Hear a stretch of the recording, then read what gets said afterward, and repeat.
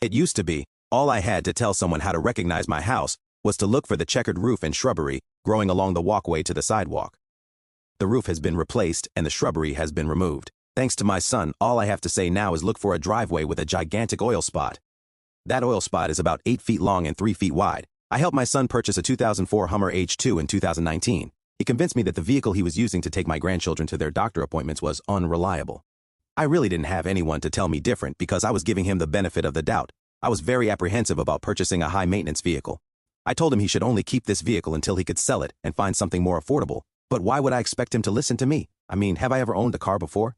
No, of course not. I always took public transportation and rode a bicycle everywhere all of my life. Does my experience even matter? My son knows everything. Just ask him. He's the greatest student of YouTube school there ever was. Now, he's an expert on many subjects. I tested his newly found knowledge with Bitcoin. He appeared to know everything about it to a point of obsession. Bitcoin, Bitcoin, Bitcoin, that's all he talked about. I gave it a try. I had no idea how volatile the crypto market was. Boy, was I in for a shock when I saw how fast my money disappeared. I lost less money in a party store robbery. At least I saw it coming. It was actually a 7-Eleven store on 6 Mile in Detroit. Those robbery target outlets have since been replaced by Dollar Tree, and I know better. Dollar Tree in Detroit means robbery in progress. Liquor stores, party stores, gas stations, and fast food restaurants in Detroit all have bulletproof glass around their counters. For whatever reason, dollar stores were allowed an exemption, and that made them a robber's favorite location. Although they still hang around outside of gas stations. I digress. I got off on a tangent talking about robbery, but that's the way I felt about crypto investing. I might as well gone to the casino. At least I could have a little fun while losing my money. So the crypto market took a dive. Then it started going up and up until reaching 100 grand.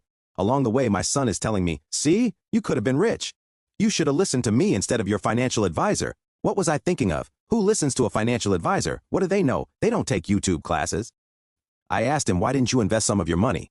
He began to tell me about how he had to take care of his twins while he was trespassing over in Canada. Of course, he didn't say that part, but the entire time after he used government money from his baby mama to buy that Hummer H2, she got mad and all the truth came out.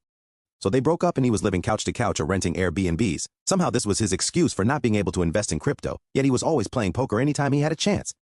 I only knew that because he often boasted about his poker skills. As a matter of fact, he told the courts he was a professional poker player. Borrowing money was not an option because he never paid his bills. But I'm supposed to take financial advice from him? Anyway, he's blaming me for all of his failures because I didn't get generational wealth from the crypto market. I'm used to it now. I try to keep those conversations to a minimum. My son is one of those people that if you say the sky is blue, he'll say no, it's not, it's actually gray.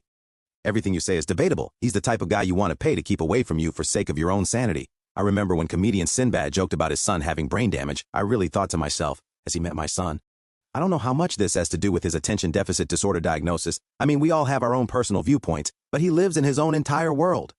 And sometimes it seems like no one's home. The empty boxes left in the freezer, cabinets left wide open. Then there was the imaginary eye infection he says he got from the last job he was on years ago. I took him for evaluations and examinations with every specialist in the optometry field. None of them could find anything wrong with him. The last doctor told me that it appears it's all in his head. He got upset because he said I was taking the doctor's side.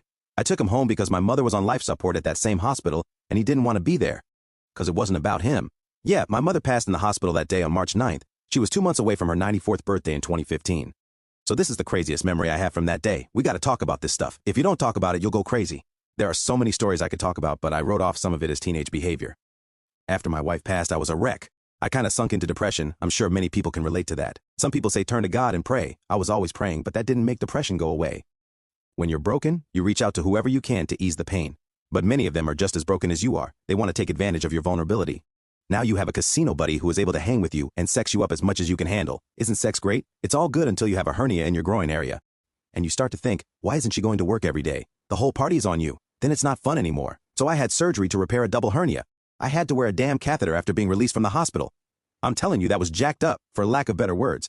I felt this tube in my dick every time I moved. Ooh, I said dick. When I should have been politically correct. You're not supposed to curse. Tell that shit to somebody walking around with a catheter collection bag strapped to their fucking leg. Okay, no more cursing, I'm sorry. When they removed that thing, that was one of the best moments of my life. When they inserted that thing, it was one of the worst moments of my life. And they did it twice, because I didn't want to follow the doctor's advice to wear it home when I was discharged. I was at my other son's place, the one that's not crazy. When I started feeling faint and dizzy as a motherfucker, oops, I said I wasn't going to curse, but I almost died. My bladder was so full it nearly backed up into my kidneys. So my son rushed me to the nearest emergency care center where they put that damn thing up my dick. If you don't know, having a tube inserted up inside your dick is painful. That's something you never forget. My best friend told me they were getting ready to put a catheter on him. He had been immobilized suffering from multiple sclerosis. That's the technical name for what's commonly referred to as MS, after he told me that he passed away a week later on the same day as my oldest brother. I was devastated, but in all of that, I was relieved that he didn't have to go through the experience of having that thing put up in his manhood, on top of everything else. Yeah, I went through a lot, because I didn't realize my oldest brother had passed until the police busted down the door and found him 2 days later. But both my best friend and my brother's funeral services were on the same day, miles apart. Why am I remembering all this stuff? I thought drinks and good weed would help erase those fucking memories. So I thought things couldn't get much worse? Could they? I mean, my wife, my parents, my father-in-law, 2 of my lifelong friends, and my oldest brother were all gone. I'm thinking, Lord, what's next? Don't dare ask that question if you don't want the answer. I thought that was all over in 2021.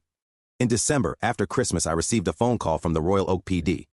This was my brother's phone call from the lockup. He needed to get bailed out.